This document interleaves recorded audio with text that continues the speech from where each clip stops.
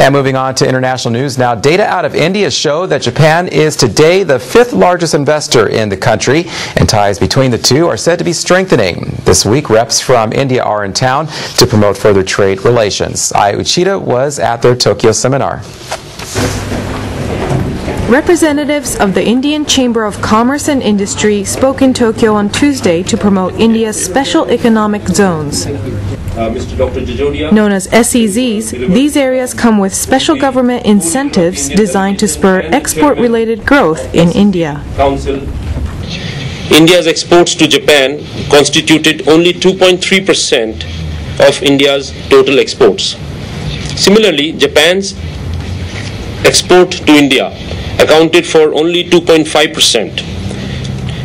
Considering the strength of our two economies, we feel that there is a huge potential to grow this business between India and Japan. And we must readily available land and significant tax cuts seemed especially appealing to the audience. For example, the income tax is reduced sharply for 15 years, completely exempted for the first 5. In a more simple Indian officials emphasized that the SEZs are free of government regulations and restrictions and will include schools, banks, and hotels. even hotels. SEZ is a deemed foreign territory. Nobody can enter the place. No police, customs, no duty. It is bonded, fenced, with total freedom. You can import, you can come in the night with your own plane, bring the goods, and 3 hours later you can take it back if you want to. Many of the 50 Japanese attendees from major manufacturers, banks, and trading houses expressed strong interest in India's huge domestic market.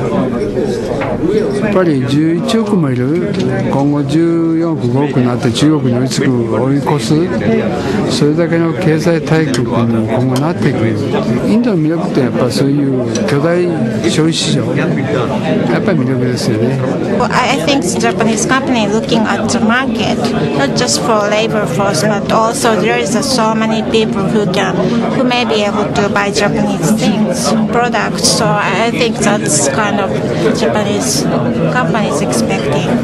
Every time the time is dynamic. Representatives from India are now preparing to hold a similar seminar later this week in Osaka, Western Japan.